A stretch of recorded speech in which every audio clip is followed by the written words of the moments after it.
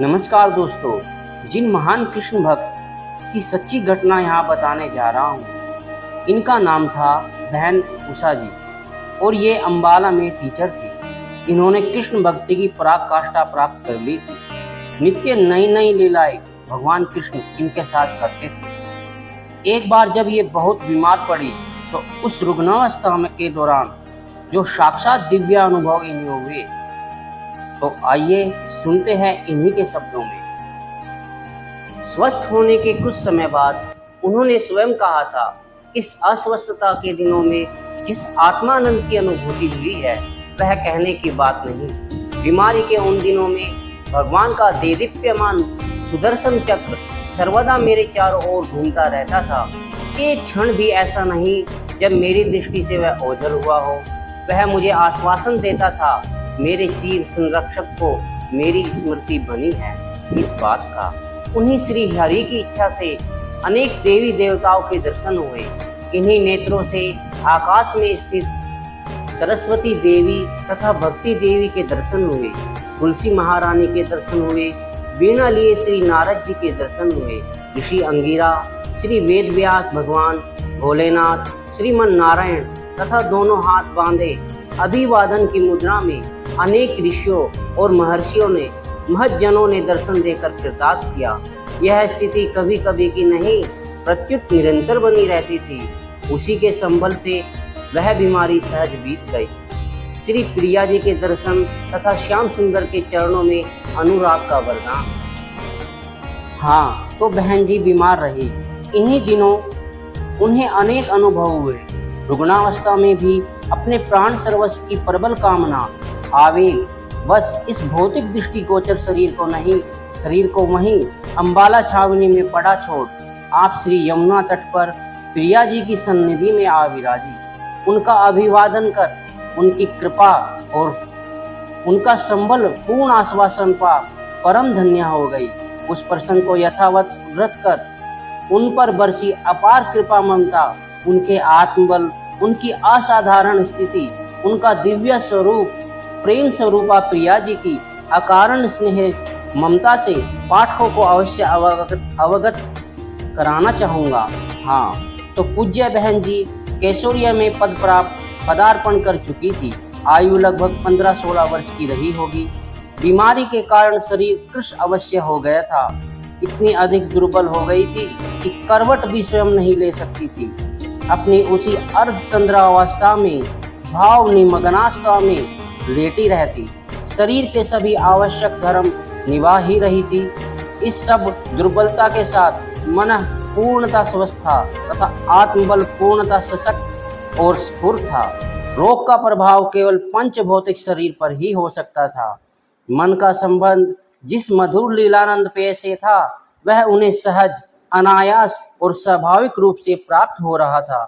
उन्हीं दिनों इन्होंने देखा, इनका यह रुग्ण तन तो वहीं अंबाला में पड़ा रहा और यह अपने दिव्य स्वरूप से नित्य सिद्ध देह से श्री कालिंदी तटवर्ती वर्तमान गोविंद घाट पर एक सघन तथा विशाल वृक्ष के नीचे चली आई।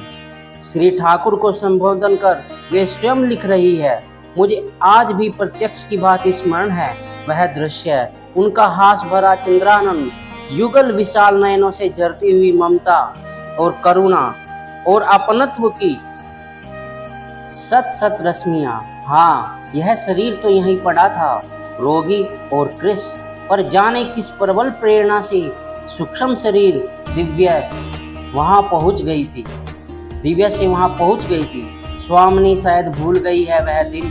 तुम जरा इन्हें शीघ्र ही एक बार स्मरण करा दो, अपने वचन की लाज बचा ले।